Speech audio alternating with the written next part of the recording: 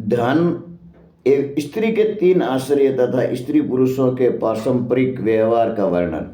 वर्मा जी बोले, मुनीश्वरों, उत्तम रीति से विवाह संपन्न कर ग्रस्त को जो करना चाहिए उसका मैं वर्णन करता हूँ।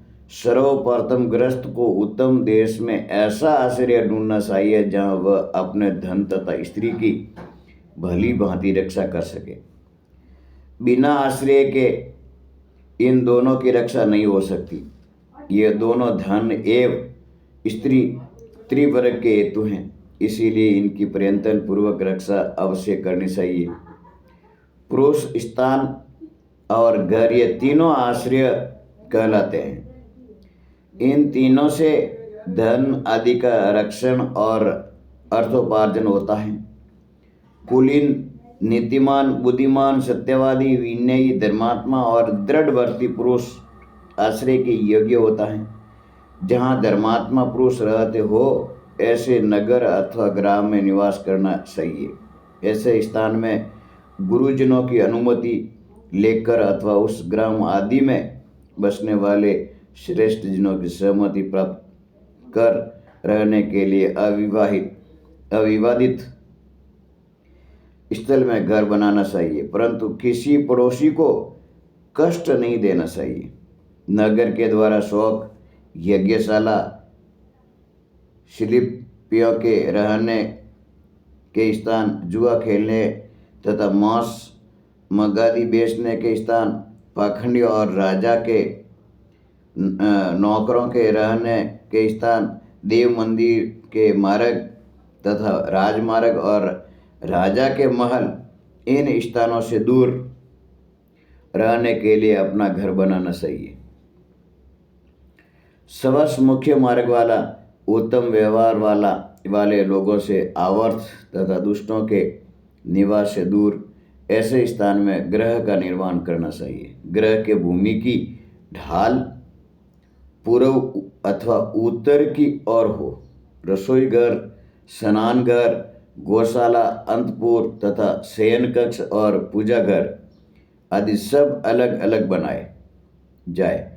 अंतपुर की रक्षा के लिए वृद्ध, जितेंद्रिय एवं विश्वस्त व्यक्तियों को नियुक्त करना चाहिए। स्त्रियों की रक्षा न करने से वर्ण संकर उत्पन्न होते हैं और अनेक प्रकार के दोष भी होते देखे गए हैं। स्त्रियों को कभी स्वतंत्रता न दे और न उन पर विश्वास करे, किंतु व्यवहार में विश्वस्त के समान ही श्रेष्ठता दिखानी चाहिए। विशेष रूप से उसे पाकादि क्रियाओं में ही नियुक्त करना चाहिए। स्त्री को किसी भी समय खाली नहीं बैठना चाहिए।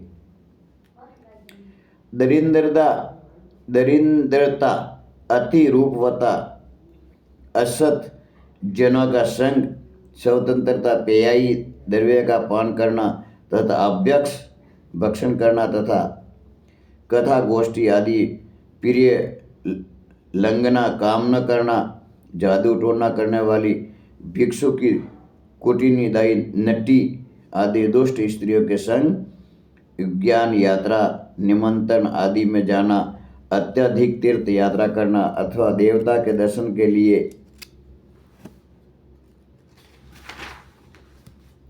घूमना, पति के साथ बहुत वियोग होना, कठोर व्यवहार करना, पुरुषों से अत्यधिक वार्तालाप करना, अति क्रूर, अति सौम्य, अति निडर होना, ईर्ष्यालु तथा कर्पण होना और किसी अन्य स्त्री के वशीभूत हो जाना, ये सब स्त्री के दोष उसके विनाश के हेतु हैं। ऐसी स्त्रियों के अधीन यदि पुरुष हो जाता है तो वह भी निंदनीय हो जाता है। यह पुरुष की ही योग्यता है कि उसके भर्तृ बिगड़ जाते हैं।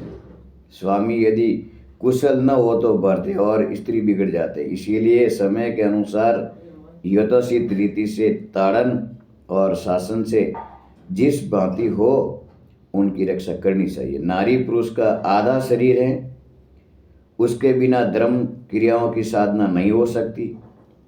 इस कारण स्त्री का सदा आदर करना चाहिए, उसके प्रतिकूल नहीं करना चाहिए।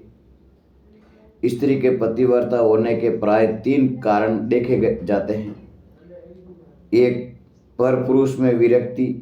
2, अपने पति में प्रीति तथा अपनी रक्षा में समर्थता। उत्तम स्त्री को साम तथा दान नीति से अपने अधीन रखे। मध्यम स्त्री को दान और भेद से और अधम स्त्री को भेद और दंड नीति से वशीभूत करे, परंतु दंड देने के अंतर भी साम दान आदि से उसको प्रसन्न कर ले। भर्ता का अहित करने वाली और व्यभिचारी स्त्री कालकूट विष के समान होती है, इसीलिए उसका परित्याग कर देना चाहिए। उत्तम कुल में उत्पन्न पतिव्रता विनीत और भर्ता का हित चाहने वाली स्त्री का सदा आदर करना चाहिए। इस रीति से जो पुरुष चलता है वह त्रिवर्ग की प्राप्ति करता है और लोक में सुख पाता है। वर्मा जी बोले, मुनीश्वर, मैंने संक्षेप में पुरुषों को स्त्रियों के साथ कैसे व्यवहार करना चाहिए यह बताया। अब पुरुषों के साथ स्त्रियों को कैसा व्यवहार करना चाहिए उसे बता रहा हूँ, आप सब सुने। पति की सम्यक आराधना करने से स्त्रियों को पति का प्रेम प्राप्त होता है तथा फिर पुत्र तथा स्वर्ग आदि भी उसे प्राप्त हो जाते हैं। इसीलिए स्त्री को पति की सेवा करना आवश्यक है। संपूर्ण कार्य विधि पूर्वक किए जाने पर ही उत्तम फल देते हैं और विधि निषेध का ज्ञान शास्त्र से माना जाता है। स्त्रियों का शास्त्र में अधिकार नहीं है और न ग्रंथों के धारण करने में अधिकार है, इसीलिए स्त्री द्वारा शासन अनर्थकारी माना जाता है। स्त्री को दूसरे से विधि निषेध जानने की उपेक्षा रहती है। पहले तो उसे भर्ता सब धर्मों का निर्देश करता है और भर्ता के मरने के अंतर पुत्र उसे विधवा एवं पतिव्रता के धर्म बतलाए।